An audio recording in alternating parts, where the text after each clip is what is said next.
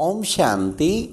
सुनते हैं 15 नवंबर की मुरली से दिल में छपने वाली गहराई की बातें। आज सबसे गहराई की बात ये थी मुरली में, नतीजा निकलेगा, बहुत रोना पड़ेगा, पछताना पड़ेगा। वो नतीजे का दिन याद आती है, वो दिन बचपन में जब 31 मार्च को नतीजा निकलता था स्कूलों में, तो कितने बच्चे जो फेल होते थे रोते रोते जाते थे। आज बाबा ने कहा यहाँ पर भी ऐसे होगा।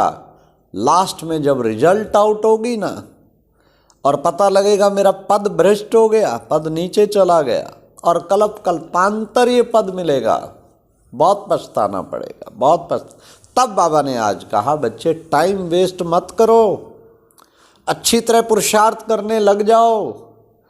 हाँ, बाबा ने कहा पूरा 20 नाखूनों का जोर लगा के बच्चों को खूब पुरुषार्थ करना है, तभी तो उच्च पद पाएंगे। नहीं तो लास्ट में सोचना पड़ेगा, हो मैं ये कर लेता तो मैंने तो ऐसे ही टाइम वेस्ट गवाया। मन के अरमान अरमान में ही ना रह जाए, जो करना है सोचते ही ना रह जाओ। फिर आज बाबा ने कहा श्रीमत पर जो बच्चे अच्छा पुरुषार्थ करते, कई बच्चों को पुरुषार्थ करते करते ग्रहचारी आ जाती है। कहते हैं बाबा योग लगाते हैं, योग घड़ी घड़ी टूट जाता है। बाबा कहते हैं माया के विघन है, इन्हें पहचानो, ये माया के विघन है। इसलिए इसमें डरना नहीं है, तुम बच्चों को किसी बात में घबराना नहीं है। बाबा ने कहा तुम हो किसके बच्चे, गुप्त वेश में जाके खूब सेवा करो बच्चे। अरे तुम बहुरूपी बाप के बहुरूपी बच्चे हो, तुम्हें क्या डर किसी से। किसी तरीके भी सर्विसेबल बच्चा कोई ना कोई सर्विस के निमित्त बन ही जाते हैं। हाँ, जाके कहो आओ हम तुम्हें परम पिता परमात्मा की बायोग्राफी सुनाएं, उसकी कहानी सुनाते हैं। कितना अच्छा गोपियों का गीत आया, न वो हमसे जुदा होंगे न उल्फत दिल से निकलेगी। बाबा ने कहा यह है गोपिकाओं का गीत। गोपी बल्लभ कहा जाता है ना, गोपी बल्लभ और हम उसके गोपियाँ। एक आधी बार दिन में बार बार वैसे तो उसके प्यार में डूब जाएं हम, गोपी बल्लभ के गोपियाँ दीवाने थे, मस्ताने थे, गोपी बल्लभ पे न्यौछावर हो जाते थे। तो हम बच्चों को भी ऐसे ही न्यौछावर होना है, खूब पुरुषार्थ करना है। बाबा ने कहा कि देखो बच्चे, मैं बाप भी हूँ, टीचर भी हूँ, सतगुरु भी हूँ, ताकीद कराता हूँ क्या, पुरुषार्थ करो। अच्छा पुरुषार्थ अर्थात ताकीद करना, अर्थात पुरुषार्थ करा। तो बाबा पुरुषार्थ कराते हैं, बाप रूप में भी, टीचर रूप में भी, सतगुरु रूप में भी। फिर बाबा ने कहा ये देवी देवता धर्म का ड्रामा में इन आत्माओं का सबसे अच्छा पार्ट है। और कलप बाप आकर तुम बच्चों को देवी देवता बनाते हैं, अब फिर बना रहे हैं। कलप की बाजी है बच्चों को। जो अब पुरुषार्थ करके उच्च पद पाएगा, वैसे ही कलप पहले मुआफी की उसका पुरुषार्थ चल रहा है। तो बाबा ने कहा इसलिए हमें हर कल्प में अच्छा पद फिर प्राप्त होगा।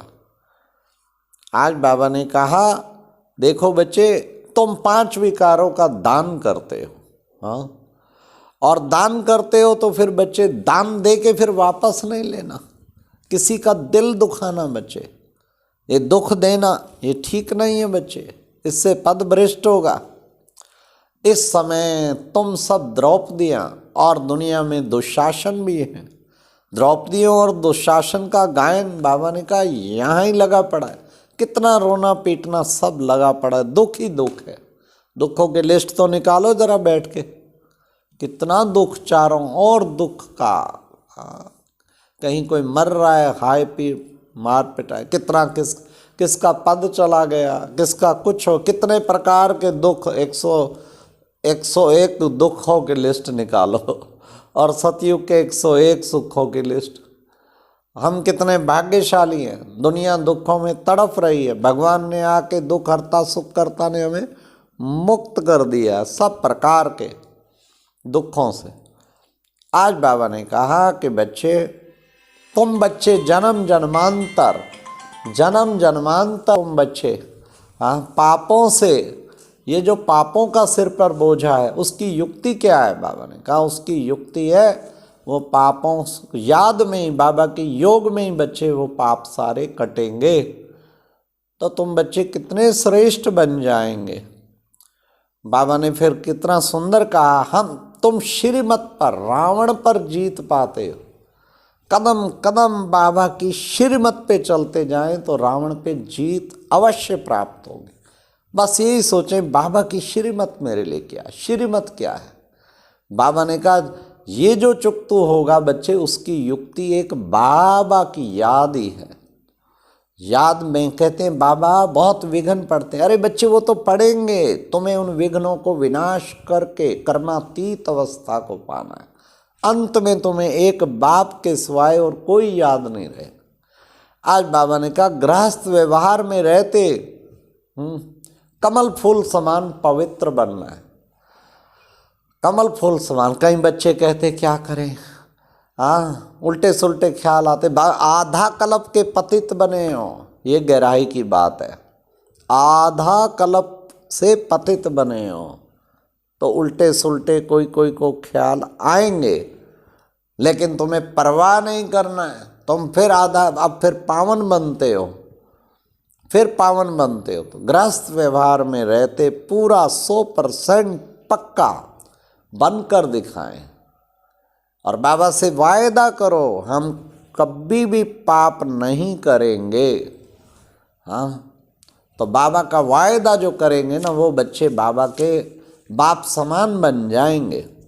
बाबा ने कहा पुरुषार्थ ऐसा करो जो बाबा के दिल तख्त नशीन बनो। भगवान का दिल तख्त, बाबा का दिल रोज दुआएं दे। वाह बच्चा कितना अच्छा पुरुषार्थ, बच्चा कितना अच्छा, बाबा की दुआएं वाले कर्म कर रहा हूँ। ये पूछो मुझे इंसान से नहीं, बाबा से। और इंसान की तो फिर मिले, आत्माओं की तो ऑटोमेटिक मिलेगी। जिसको भगवान की दुआएं मिल गई ना, उसको सब आत्माओं की भी मिलेंगी। जो भगवान को पसंद है वो सब आत्माएं उसका वाह वाह करती हैं, गायन करती हैं।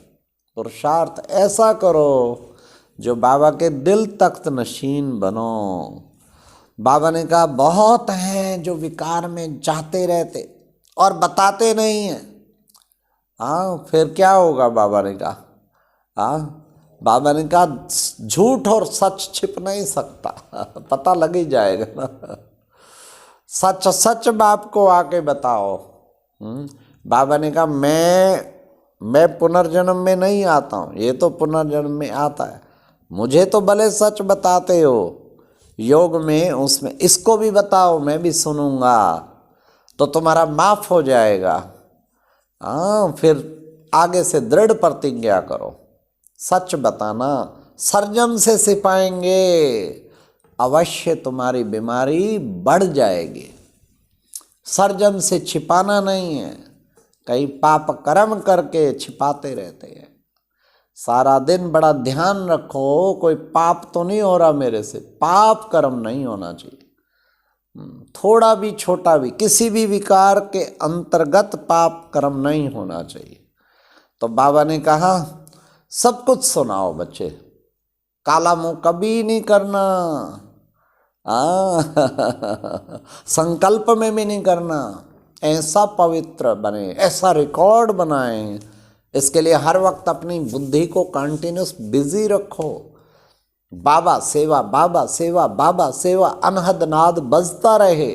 फिर देखो माया की क्या मजाल, वो हजारों कोस दूर चली जाएंगी। खाली छोड़ेंगे तो माया झटा के झपटा मारेगी। तब बाबा कहते सदा याद रखो तुम कहाँ हो, युद्ध के मैदान में हो।